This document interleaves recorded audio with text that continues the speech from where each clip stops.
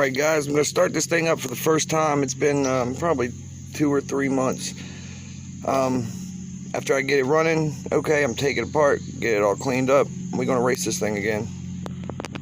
Alright, so first thing you see me doing was heating up the motor. I don't like to start a cold motor. I'm also not a stickler for getting it real hot. 140, 130, that'll be about fine. I usually start up right after I take it off the heat. It's been off for about 4 or 5 minutes now. But anyway, so we'll be back in a minute. Alright, so we'll have the fire back here. The gas was drained before I put it away, so I got some fresh fuel. I went ahead and topped off a little bit. This thing is really dirty on the outside. The fuel tank certainly needs to be cleaned. You can see little things floating around down in there. This zip tie, I put that there because it keeps this from folding back up under the body like it does sometimes. I see a lot of guys will have a straw, like a tube coming off of the end of it hanging out. Maybe that's something I'll look into. So anyway, now I'm run it over and get the fuel in the lines and see if it'll crank up. Alright, we got fuel up the line, and I think it's ready, so here we go. Alright guys, she's purring like a kitten. Shooting a lot of fuel out the exhaust.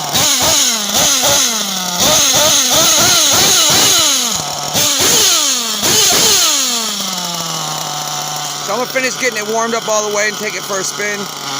Definitely going to have to do a little tuning on it. But we're going to see how it's running for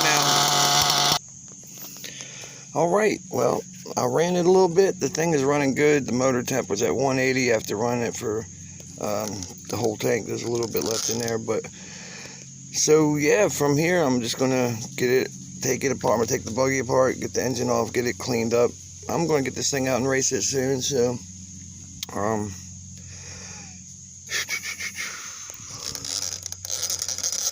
everything's working well, so I don't know.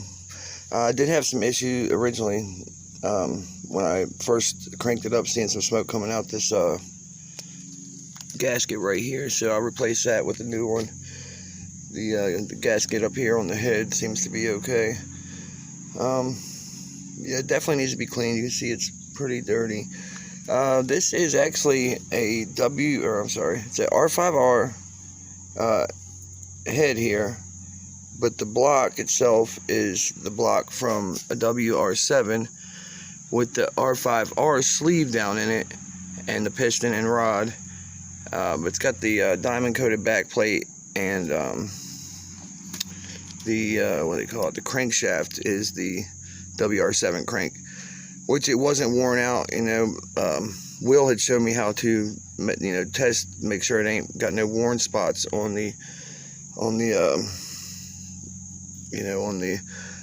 whatever you call it. So you test it with micrometer, where it connects to the shaft connects to the I can't think of what it's called, but anyway, so that's in good shape. So that's like lightened stuff, hardened CNC, so it should last a while. Like I said, basically it's the WR7 engine with R5R piston, sleeve, and rod and head. So and the reason that is because my WR7, the engine had the sleeve cracked. So that was right at the same time I was getting the new rod for the R5R back in. So with that being the case, I wanted to use the upgraded parts, the DLC coated crank. That was the word I'm looking for. So yeah guys, that's what I've got in this thing, and it's running good. It's got some good top end, good low end. Probably need to get it tuned a little bit better once I get out to a track, but for now I'm happy with it. So look for it at a track near you. See you guys, thanks for watching.